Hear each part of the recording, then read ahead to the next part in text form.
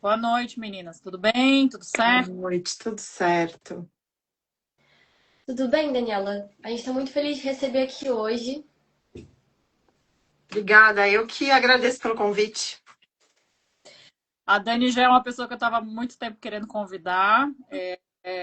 E antes que façam qualquer tipo de consideração, realmente a Dani é da área de tributário, mas trabalha com muitas questões envolvendo propriedade intelectual, criações, né? Então a gente é uma pessoa essencial, ainda mais agora com a reforma tributária aí batendo na porta, é sempre importante a gente ver os nossos colegas tributaristas nos auxiliando. E a Dani é uma grande referência feminina nessa área, né? Ela trabalha nos nossos parceiros Cisnic e companhia, né? E eu estou muito feliz de estar aqui, você, e muito obrigada pela disponibilidade em estar com a gente nessa noite. Ah, legal, eu que agradeço. Acho bem interessante poder falar um pouco de tributação, também fora desse ambiente que é só do tributário, né? Então, tem muito a ver, sim, com o PI, porque tem muitas operações que são relacionadas a direitos, né? E a maior parte dos tributaristas não trabalha com esse tipo de operação. Normalmente, eles trabalham com prestação de serviços ou compra e venda de mercadorias, né? Então, tributação de direitos são poucos os tributaristas que trabalham diretamente. Uhum. E até encarar, né, essa área como tendo intangível, né? Então, assim, a gente falar de propriedade Uhum. intelectual, etc., já é um desafio, né? Agora a gente pensa na questão tributária, então realmente são para poucos profissionais, né? Com certeza você dá um banho, mas não só falar de tributação, quer muito saber as perguntas que a gente vai fazer aqui nessa entrevista, para conhecer a história de vida da Daniela, né? O trabalho a gente é super excelente. E a Amanda, ela preparou uma apresentaçãozinha e umas perguntas para a gente começar a nossa noite. Eu ia até falar também que realmente eu lembro até quando eu estava fazendo, né, o curso da INTA e os próprios professores ficaram, olha, a gente vai fazer uma pontada aqui de tributário, mas não é muito com a gente. Então, às vezes a gente até precisa um pouco disso, porque faz parte saber também, mas não é necessariamente a nossa especialização, mas é necessário conversar com o tributário para quem trabalha com áreas de intangíveis. Eu vou começar a fazer uma apresentação sua. Então, a Daniela é graduada pela USP, ela é mestre em Direito Tributário pela PUC de São Paulo, especialista no Instituto Brasileiro de Direito Tributário. Ela já foi professora em programas para graduação. Ela é especialista em Direito do Terceiro Setor pela Escola Superior de Advocacia, ESA. E hoje, a nossa primeira pergunta para você vai ser: qual foi a maior mentira que te contaram sobre o direito? Então vamos lá. Eu acho que eu sou uma exceção. Eu escolhi direito de uma maneira bastante consciente, tá? Eu tive a sorte de ter uma mãe que fez psicologia, então eu fiz orientação vocacional com a psicóloga que era responsável pela área, né, de orientação vocacional na PUC. Então, Uhum. foi praticamente uma terapia aos 18 anos de idade, em que eu explorei, assim, as minhas capacidades, habilidades. Então, quando eu prestei direito, eu já tinha um pouco de ideia, já tinha assistido aulas, conversado com advogados, mas assim, eu acho que o que a gente pode chamar de grande mentira do direito, porque eu faço essa pergunta, viu? Eu sempre, aliás, eu pergunto muito quando eu fiz muita seleção de advogado, estagiário na minha vida. E eu Uhum. pergunto, por que você escolheu direito? E eu acho que o que a gente chama de grande mentira, que é uma coisa meio romantizada, é essa ideia de relacionar direito com justiça. O direito, ele pode ser uma ferramenta de transformação, mas direito é, sobretudo, organização social. E ele serve muito mais à manutenção do que a gente já tem, e nós temos muitas desigualdades, né? do que efetivamente um instrumento de realização de justiça social. Então, assim, com a maturidade dentro da profissão, a gente consegue ter mais clareza e pensar no direito como uma ferramenta de melhores soluções dentro das dinâmicas das relações pessoais, enfim, com empresas. Mas é isso. Eu acho que sempre tive consciência, assim, dos problemas do direito. E interessante também porque acho que a área de tributário permeia muito isso. É um pouco de, talvez, de distribuição social das riquezas que são produzidas, né? Então, ainda mais a área tem essa visão. Que legal que você tem essa visão aqui, né? Está aqui como um instrumento para a gente tentar fortalecer essas questões de justiça sociais, tá? Mas não a gente vai alcançar tudo o que a gente almeja, né? Sim, aí é isso mesmo, tributário, na verdade, é um sistema que é todo estruturado para gerar receita para o Estado, né? Então, eu sempre trabalho na perspectiva do contribuinte, que vai destinar parte do seu rendimento, da sua receita, do seu lucro para o Estado, né? Então, em que medida tem que ser realizada essa tributação? Na cultura, até vou adiantar, porque eu acho essa pauta muito interessante. Acho que no momento vocês vão falar da cultura, mas o que eu sempre falo, e tenho dito assim nas minhas aulas, palestras, é que a tributação da cultura ela precisa ser diferenciada. Porque não é uma tributação de uma operação industrial, comercial, algo que é feito em escala. São projetos diferentes, propósitos diferentes. Então, olhar para a cultura pelo viés tributário, eu acho que tem que ser diferenciado. Uhum. Eu achei legal quando você comentou sobre a questão de ter orientação para você escolher, né? O que você ia fazer quando você ainda estava na faculdade, porque, assim, hoje eu tô me graduando, né? Mas quando eu estava escolhendo o que eu ia fazer, eu lembro muito que a gente teve uma orientadora, assim, na escola especificamente, onde ela era Carolina Estrela. E ela chegou e ela falou: olha, vocês vão escolher o que vocês vão fazer. E vocês têm que pensar numa proposta de vida, mas vocês têm que pensar no propósito, porque senão vocês vão acordar um dia e não vão estar mais querendo fazer o que vocês estão fazendo. Claro que nem todo dia vão ser flores, mas a vida tem que ser guiada por um propósito, né? E a gente tem muito isso no direito, né? De começar entrando, achando que vai ser justiça, e não é muito bem assim. Eu acho que muitas vezes porque a gente olha também justiça como algo estático, né? Sendo que assim, como se o direito fosse um pedra, papel, tesoura, né? Uma coisa que você vai usar para chegar na justiça e não uma coisa que você vai estar construindo. Então, eu acho que tem um pouco disso também em todas as áreas do direito. Eu achei interessante, porque realmente dificilmente escuto o pessoal falar sobre isso, né? Dessa orientação que a gente costuma ter ou não ter, às vezes, quando tá escolhendo o que vai tratar. E quando a gente começa a faculdade, é aquilo, né? Você saiu dos bancos do colégio, aprendendo português, matemática, de repente você está lá discutindo economia, ou se não, filosofia do direito, né? E é uma coisa, às vezes, tão distante. E eu me lembro, assim, da insatisfação dos meus amigos, especialmente no primeiro ano de faculdade, que parecia tão distante da realidade, aquilo, né? A teoria geral do direito, mas com o tempo faz todo sentido.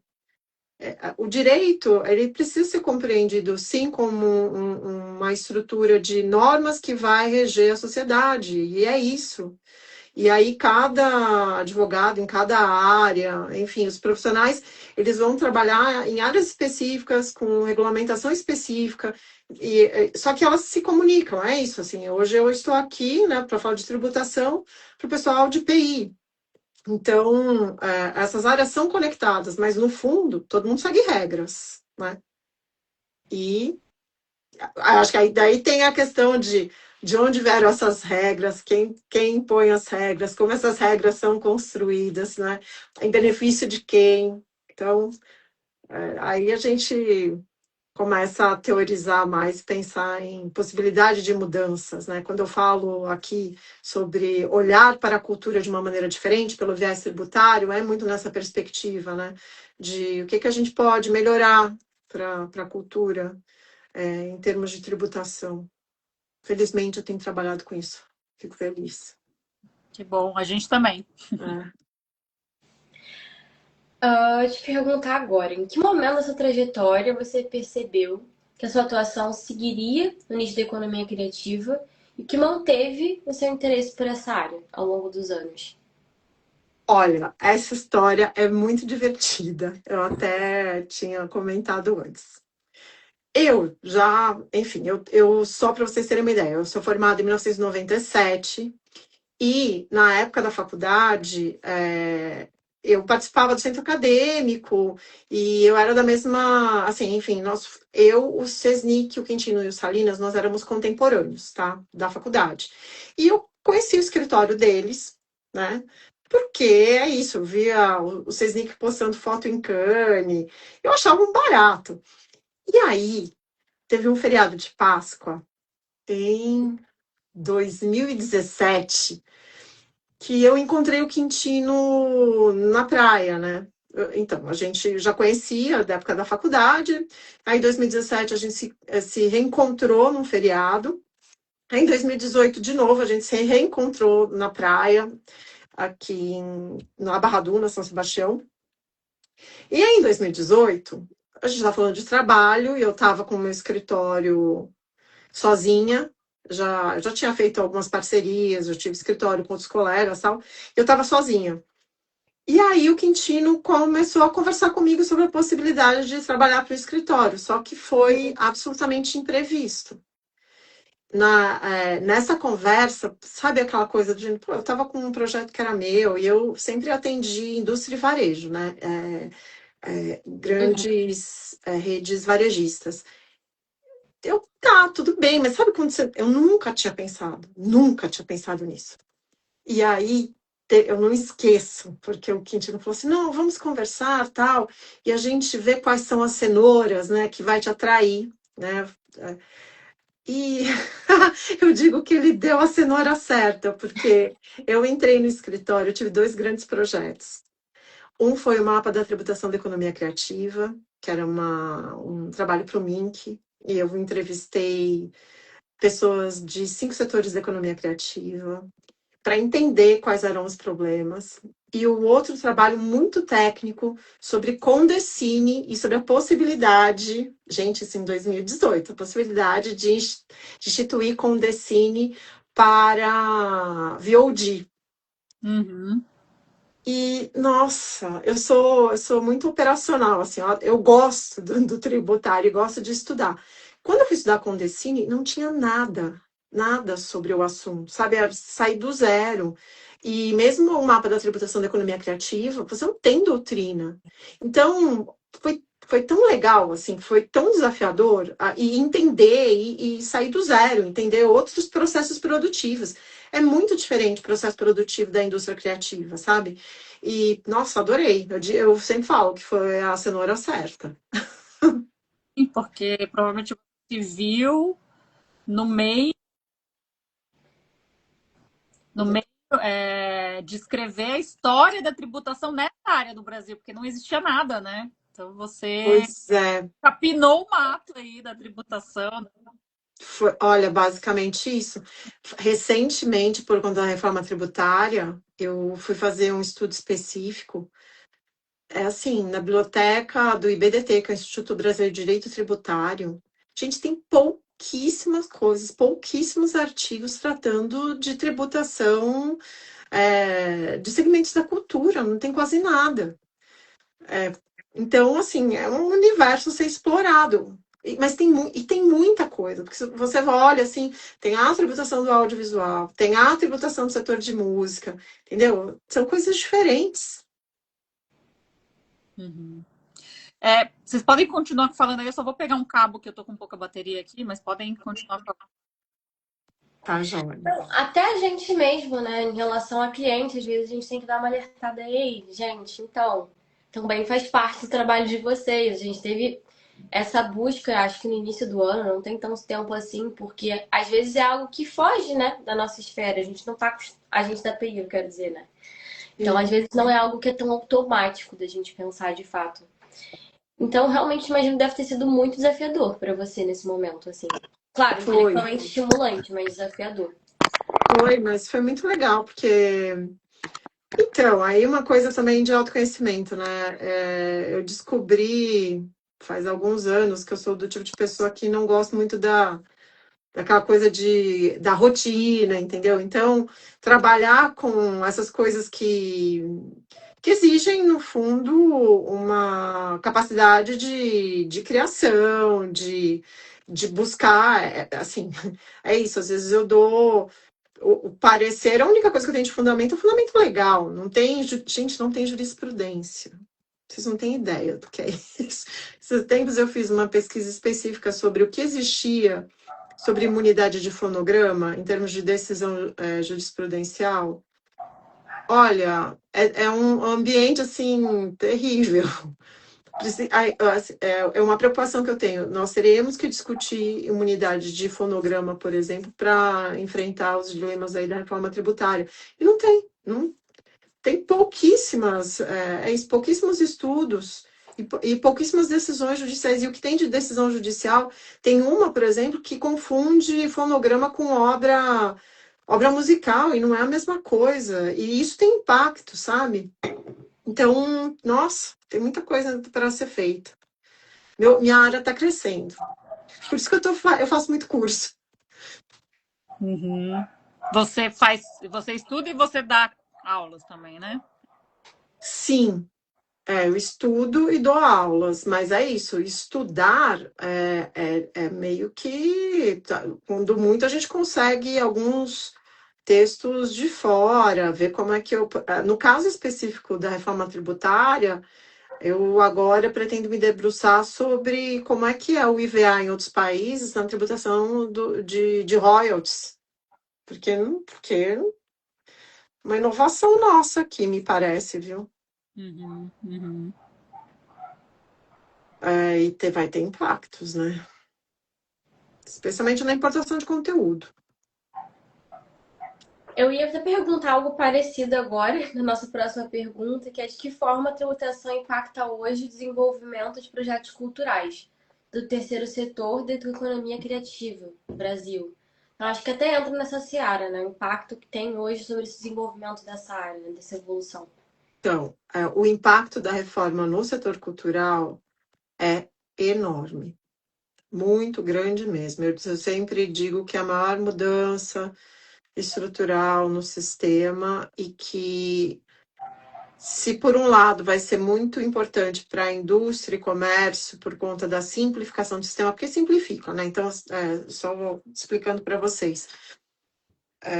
Hoje em dia nós temos muitos tributos sobre operação especialmente comércio e a industrialização de bens.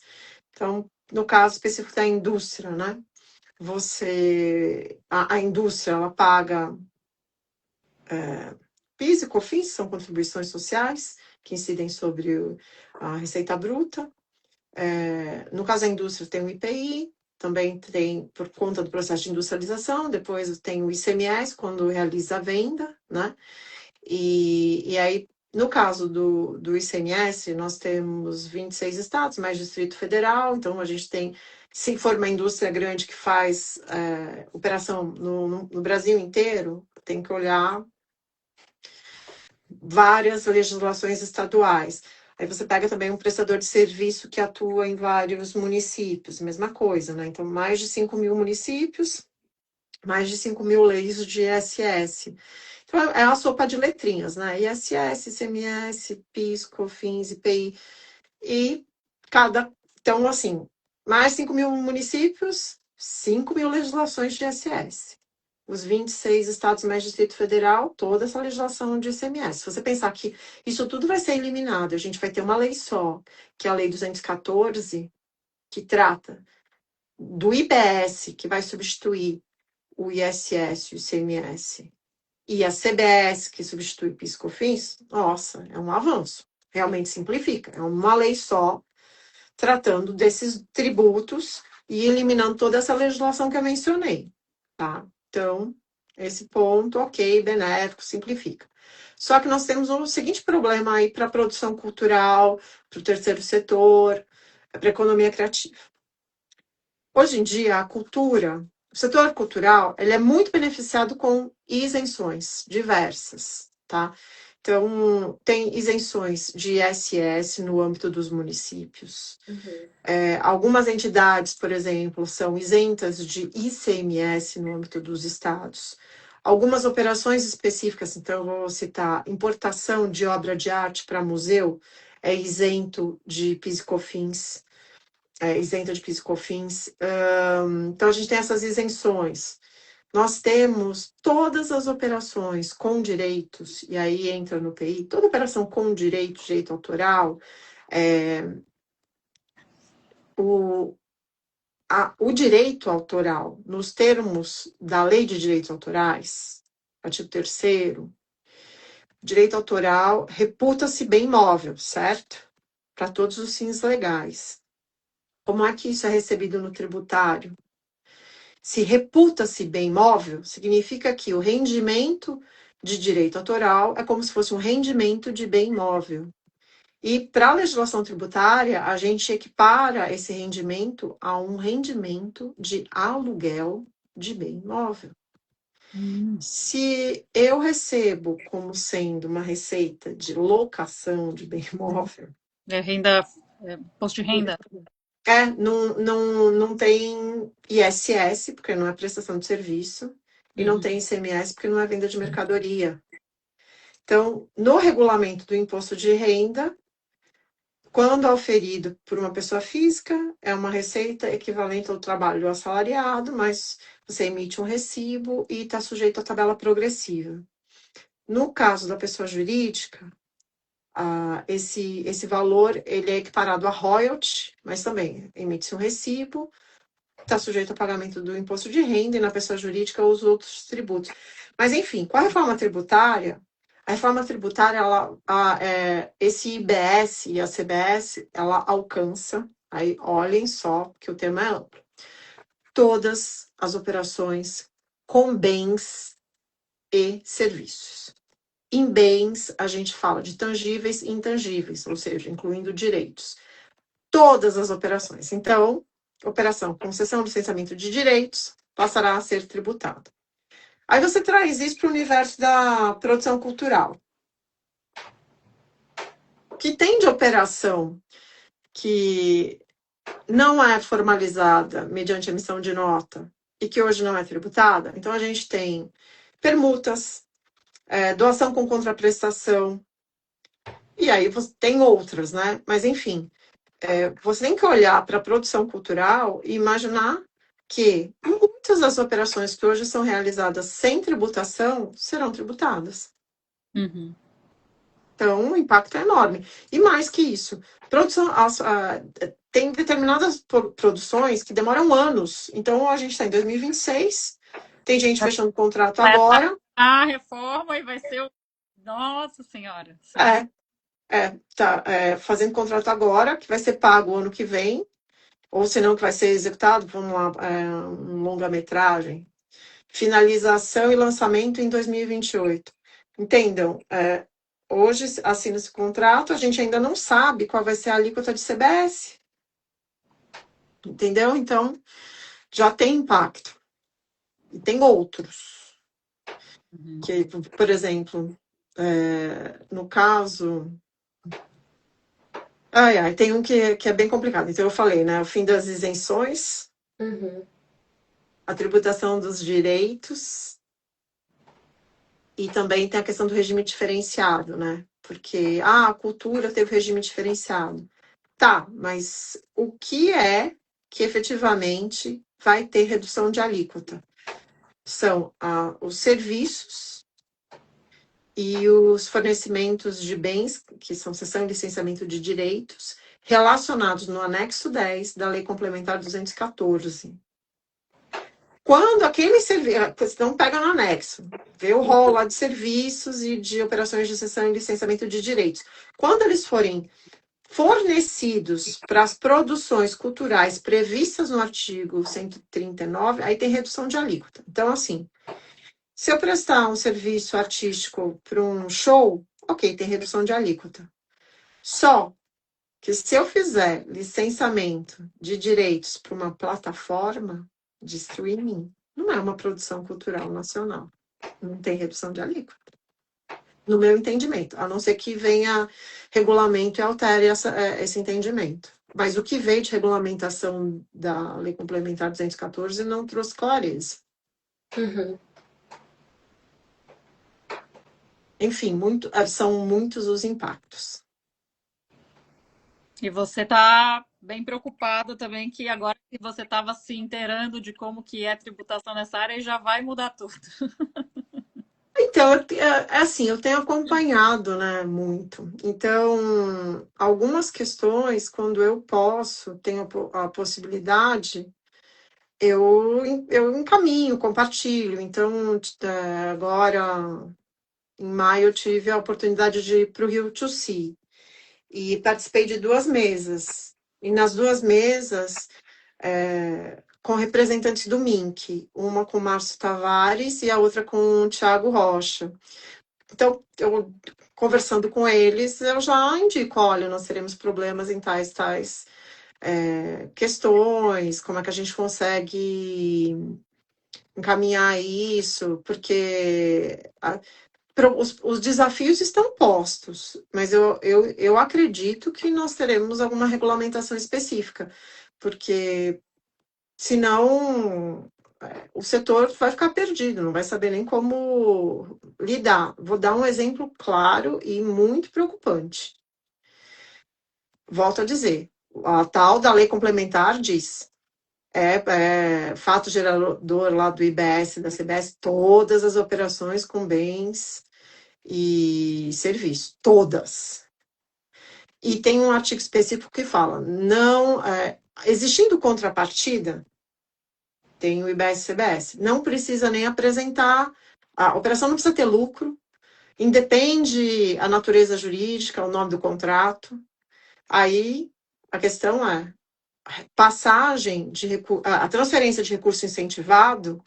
Então, recursos do Fundo Setorial, Rouanet, que sai da conta do FSA e vai para o proponente recebe e tem uma contrapartida, ele tem que entregar o projeto. Não há na Lei 214 nenhuma norma que indique que isso não será tributado. Ou seja, o meu entendimento é de que será tributado. Para piorar esse cenário, a gente tem uma solução de consulta do ano passado da Receita Federal e algumas decisões do CARF, né, do Conselho Administrativo de Recursos Fiscais, entendendo que esses recursos incentivados, eles constituem receita tributável do proponente. Mas isso é complicado. Imagina você... Porque sempre, o mercado sempre ajuda da seguinte maneira. Eu recebo recurso, eu executo o projeto, mas aquele recurso não é tributável. A única coisa que eles tributam é a taxa de gerenciamento. Tá? Imaginem que a taxa de gerenciamento está limitada a 10%. Então, o proponente recebeu 1 milhão para o projeto. Ele, hoje em dia, ele tributa 100 mil. Se ele tiver que tributar 1 milhão, 1 milhão que vai para a base do imposto de renda da contribuição social sobre o lucro e que vai gerar pagamento de BS e CBS. Como fica isso? Muda a dinâmica inteira de quem consegue participar no final, né? Muda a lógica inteira, sem dúvida. Assim, se for esse mesmo sistema, tem que ir para o lucro real. Não tem nem como. E nem todos os produtores, as produtoras estão preparados para ir para o lucro real. Então, é um desafio. Eu acho que até o final do ano teremos alguma novidade. Eu acredito, mas, enfim. Vamos ver, temos que acompanhar. Eu ia te perguntar agora. Ao longo da sua carreira acadêmica e profissional, Qual foi um dos aprendizados mais marcantes que você carrega até hoje? Olha,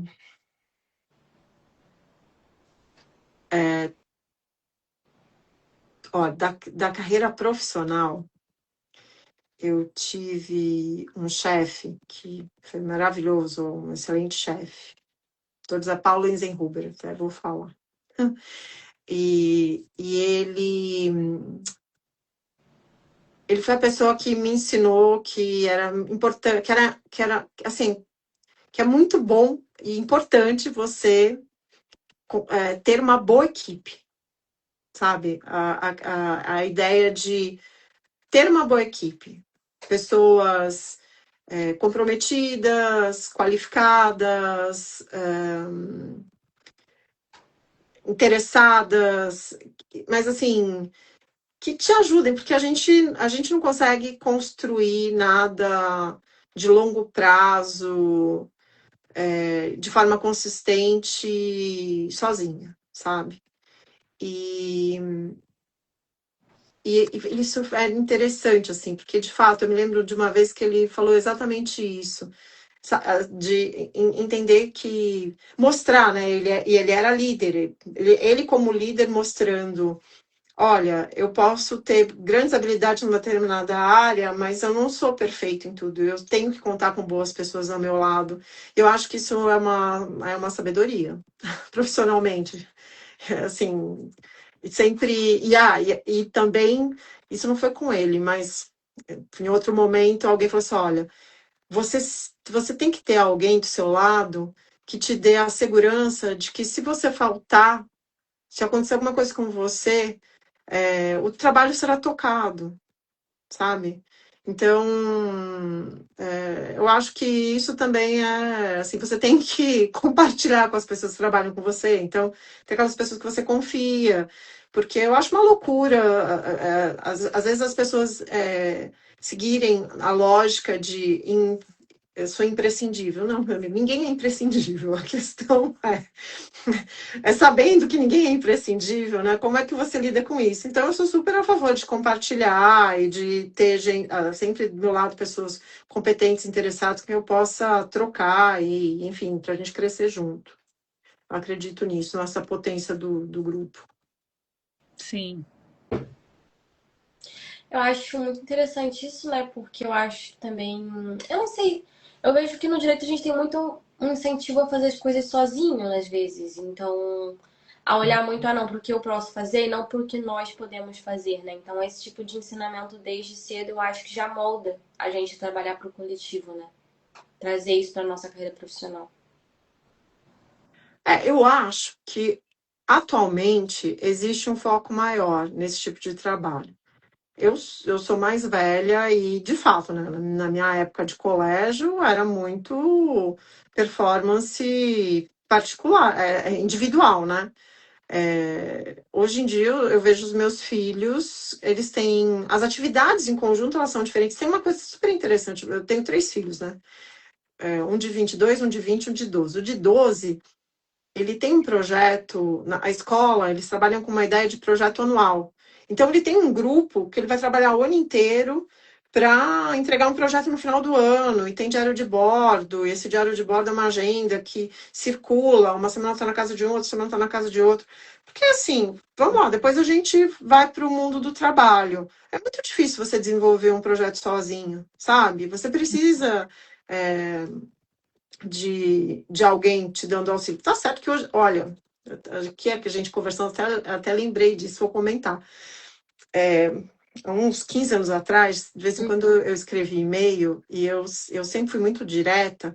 Eu falava assim: ai meu Deus, tem que tomar um cuidado para não cair mal no ouvido do cliente, né? Aí eu chamava meu sócio e falava assim: dá uma lida aqui, vê se o que você acha, se tá tudo bem. Aí ele lia e ele fazia as alterações, as adaptações para ajustar o texto. Beleza, mandava. Hoje em dia, o que eu faço? Eu uso inteligência artificial, evidente. Eu escrevo exatamente o que eu quero. Eu falo assim: torna esse texto um pouco mais gentil. O objetivo é esse, minha vida. É isso, exato. Mas isso é uma coisa muito mecânica, né?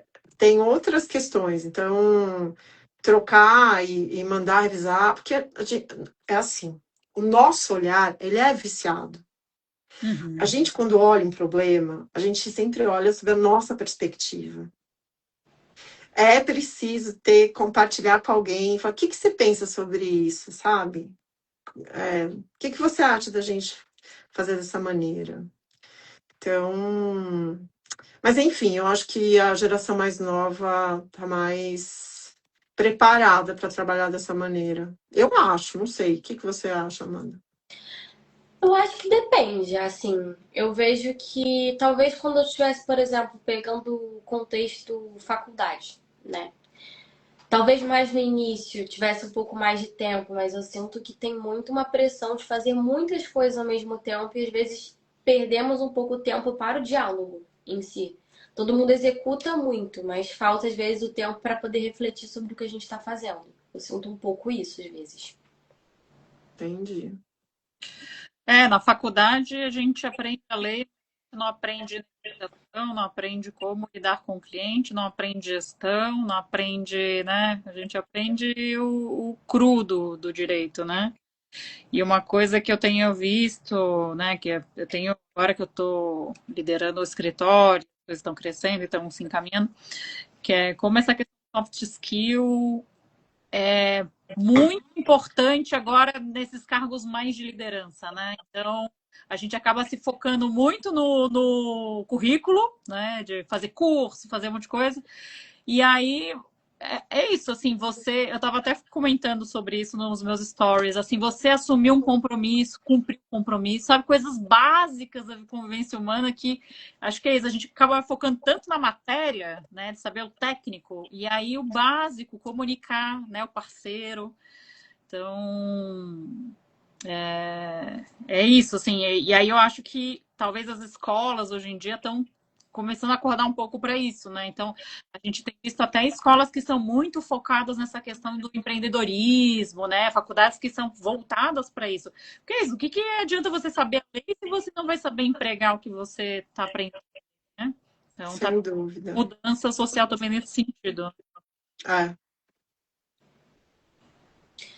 Bom, e te perguntar agora, se pudesse voltar para o início da sua trajetória profissional, que conselho você daria para Daniela que estava começando no direito? Então. Aí é muito particular, tá? Se eu voltasse, eu iria aconselhar a mim mesmo que ousasse mais e aceitasse algumas oportunidades. Tem uma, por exemplo, sabe aqueles arrependimentos? Eu estava no 5º ano, uma professora de Direito Internacional me chamou para fazer mestrado com ela. Eu não aceitei. É um negócio assim que até hoje falou, nossa, Daniela, que passou pela sua cabeça? Então, assim, e isso não foi só uma vez, teve essa vez do mestrado, mas outras vezes, sabe? Convites para trabalhar em escritórios. Nossa, eu acho que eu era jovem e Ficou com sabe aquela medo? coisa. Ah, Hã? você Hã? sentiu na hora? Você ficou com medo de falhar?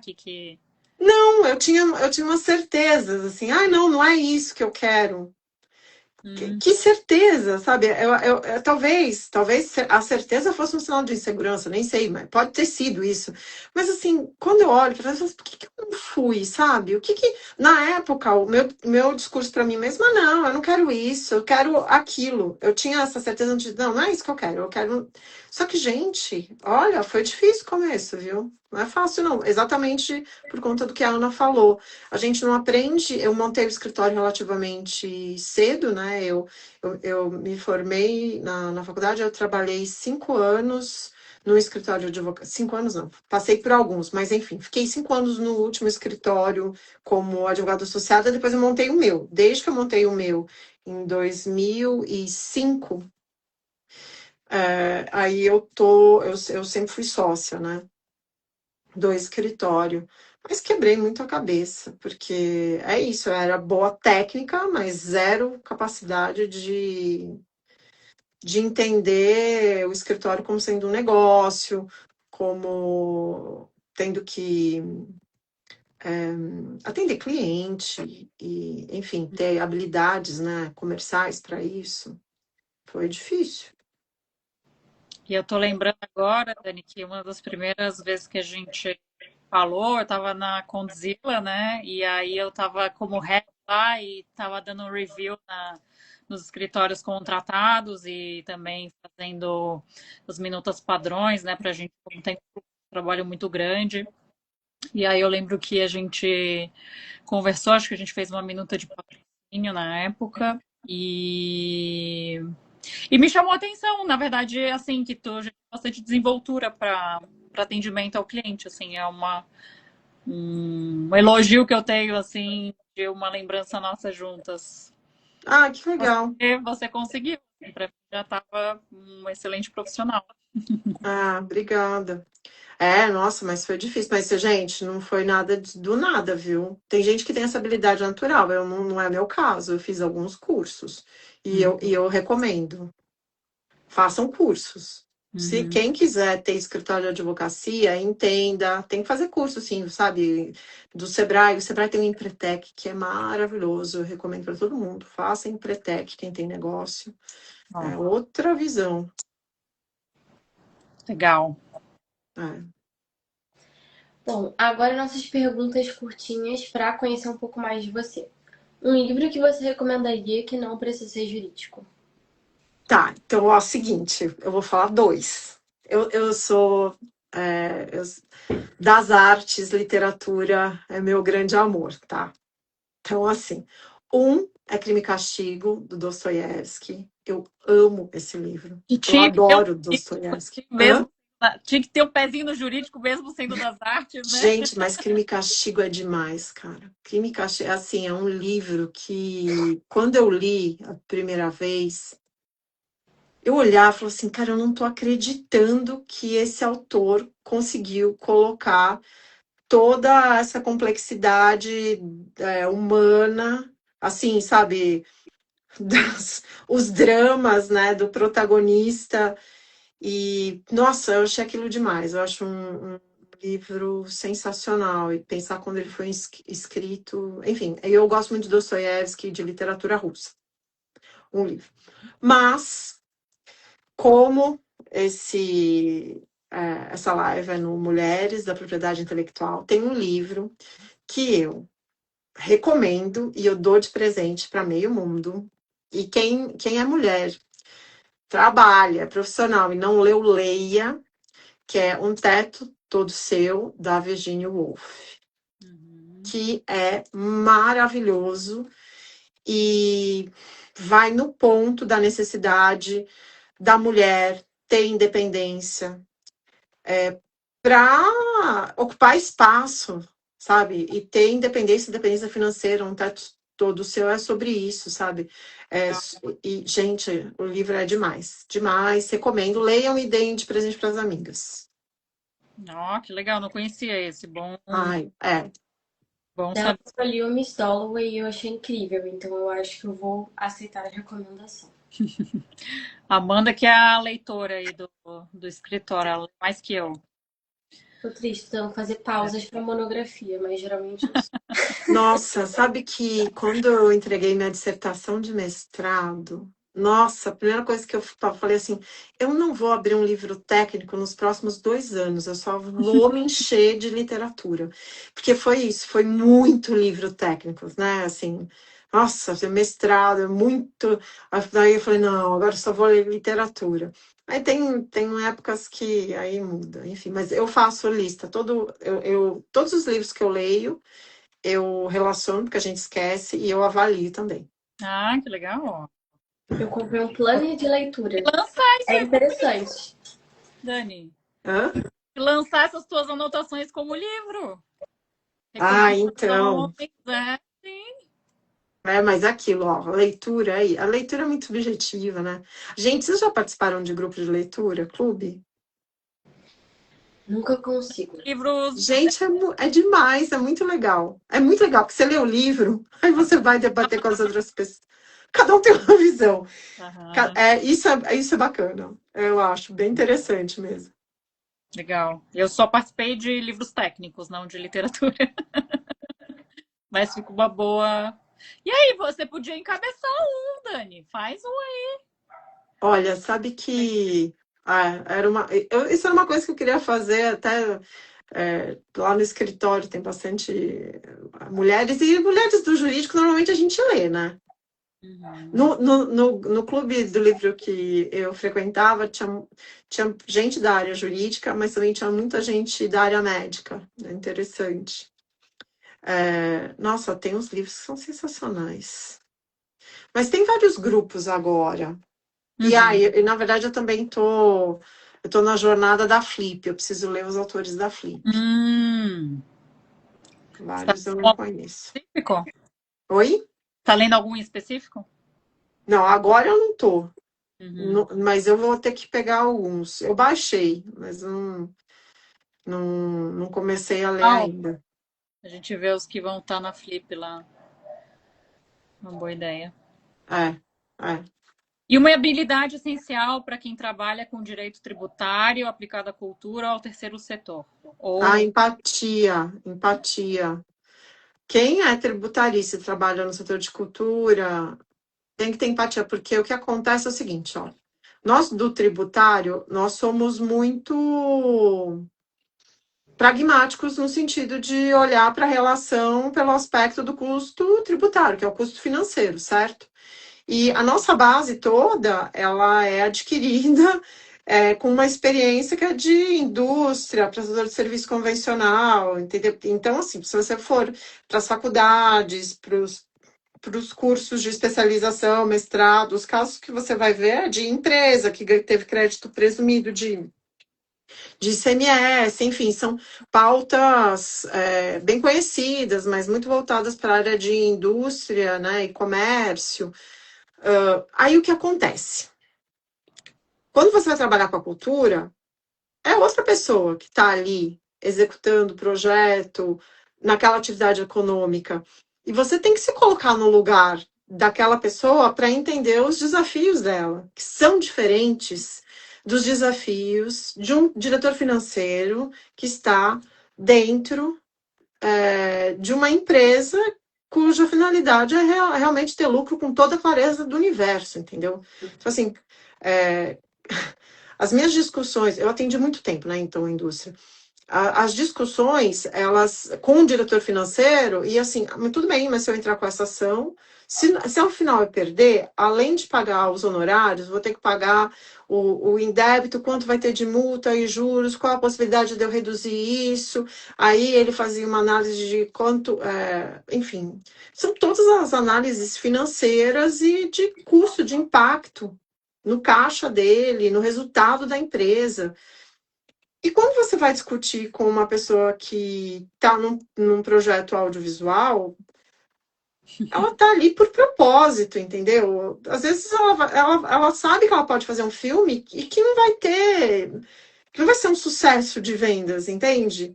Então não dá para você tratar da mesma maneira. Então o tributo tem que ser empático, tem que se colocar no lugar do produtor e tentar achar a melhor solução diante das possibilidades também do cliente, de quem está lá executando o projeto. Acho que é isso, empatia. Legal. E você acha que a área tributária, como mexe muito com essa área de finanças e tal, é uma área bastante masculina? Sentiu algum tipo de preconceito, assim, quando começou a trabalhar nessa área? Sim, né? Olha, e o pior de tudo, isso é ruim, né? Você sabe que eu sempre trabalhei com tributário, sempre trabalhei com homem, sempre. E o machismo acontecia e eu nem me dava conta. Assim, nossa, são vários episódios, mas já me perguntaram, foi você mesmo que escreveu isso? Aquela coisa, aquela mulher, ela era tão boa quanto um homem. Críticas com relação à questão da maternidade. São várias situações, né? Mas o pior é que você sabe que durante um bom tempo, olha, era tão doido, né? Eu achava que eu não era vítima de machismo. Porque para eu ser acolhida no grupo dos caras, eu sempre fui muito masculina, sabe? Assim, eu sempre fui a do terno preto e do blazer, e sempre fazer as piadas com, sabe, com os caras, tal, sempre bebi muito. Então, e eles falavam, a Dani é um dos nossos, sabe? É isso. Então é isso. Eu desenvolvi uma liderança muito masculina masculina no sentido de copiar o comportamento masculino, né? E aí, uma vez, lendo um texto de uma menina, e ela retratando, né, todos os episódios que ela tinha sofrido algum tipo de violência, conta do machismo, eu falei assim, nossa, isso não acontece comigo. De repente, assim, sabe quando caiu a grande ficha? Não, minha filha, olha aqui. Ó, o que você Também. passou. É. Eu acho que a pior é quando isso aconteceram algumas vezes. Eu na mesa, eu a tributarista, e o cliente não perguntava para mim, perguntava para o advogado do lado, que era de outra área, do societário, do trabalhista. É uma incapacidade de perguntar para mim, que era a advogada responsável, e de seguir as minhas orientações. Uhum. Sim, sim. Por ver essa questão tributária mais relacionada ao masculino.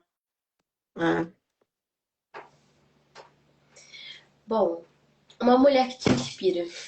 Entrando nesse ponto, afinal, né? Saindo um pouco do masculino. Olha, eu vou falar duas também, tudo bem? Então vamos lá. Porque é difícil escolher um só, não, né? Eu acho difícil, mas vamos lá. Uma mulher no mundo jurídico tem uma advogada, Elide Palma Bifano, que foi sócia da Pricewaterhouse por 38 anos. E eu assisti algumas aulas da doutora Elide quando eu fazia especialização em tributário lá em 1999, 2000. Gente, eu olhava para ela e falava assim, nossa, quando eu crescer, eu quero ser como essa advogada. Eu acho ela brilhante, é uma advogada de uma consistência técnica, assim, absurda, e eu acho ela super low profile, porque ela, sabe, ela nem é, assim, eu acho low profile porque tem outras advogadas tributaristas que aparecem mais em congresso e tal, mas eu tive uma aula recente com ela no IBDT. Ela continua maravilhosa, maravilhosa. Ela é muito boa advogada, muito técnica, assim, rápida, sagaz. Eu acho ela acho o máximo essa advogada. Ela é uma inspiração desde sempre. Agora, Ela é brasileira? hoje ela é sócia do Maria de Oliveira. Do Ricardo Maris de Oliveira, que é o tributarista, o maior especialista em imposto de renda. Uhum. Mas é isso, ela foi sócia, imagina, ser sócia há 38 anos na Pricewaterhouse, também deve ter passado por poucas e boas, né, tratando aí dos desafios do ambiente masculino. Uhum. E a outra é uma monja budista tibetana que se chama Tenzin, Jetsuna Tenzin Palmo. E eu já li alguns livros e eu acho muito interessante porque é a história de uma mulher que também enfrenta todo o machismo estrutural dentro da religião, né? E ela hoje tem uma escola para monjas. É bem interessante. Olha, Ela interessante. passou 12 anos em retiro. A gente acha que esse ambiente é imune, mas também temos os Tem. né? Não, e assim, interessante, né? Porque também você tem poucas líderes mulheres, né? Em religiões. Religiosas, né? E qual foi o maior aprendizado que você teve com ela além dos livros? Nossa. Não, tem um bem, eu gosto muito de meditação. Muito, muito. E efetivamente foi com ela que eu consegui, assim, ter aquela coisa tá bom, sentei, consegui meditar e consegui acalmar, porque, assim, acalmar a mente. São várias técnicas, na verdade, são várias. Então, se você ouvir um instrutor de meditação, vai falar uma coisa, um monge vai falar outra. Então, assim, foca na respiração, pensa num objeto, não sei o que lá, tal, tal, tal. No caso dela, especificamente, ela falou assim, faz de conta que você é uma... Isso, para mim, fez muito sentido. Faz de conta que você é um anfitrião mal educado. O pensamento vem e você não vai dar bola para ele. E funcionou, então. Uhum. Mas enfim, depois eu gosto das palestras dela, dos livros, é isso. Que legal. Que show, Dani. Vamos ver se tem se temos alguma pergunta aqui da nossa plateia. Douglas, Danilo, Cíntia, Ginga, Poeta, gostariam de perguntar alguma coisa aqui para Dani? Então, acho que podemos nos encaminhando para o final da nossa entrevista, né? Lembrando que... Nossa última pergunta que a gente vai fazer. Uma frase que define a Dani. Vamos fechar com a frase que define a Dani. Uma frase que me define? Uau! Nossa, agora... Eu? Nossa... Vamos lá, se eu tivesse que... Ai.